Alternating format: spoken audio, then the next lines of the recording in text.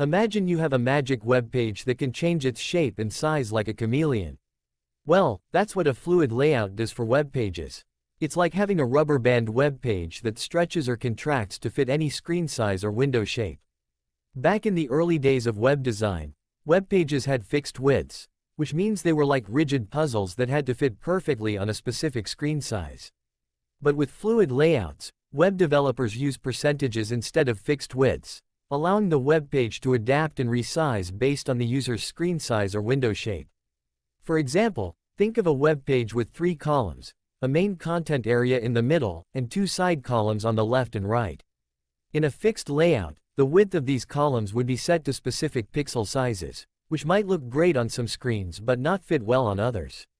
But with a fluid layout, the width of these columns can be defined in percentages, like 18% for the side columns and 64% for the middle column. This means that no matter how big or small the screen or window is, the columns will adjust and fit perfectly.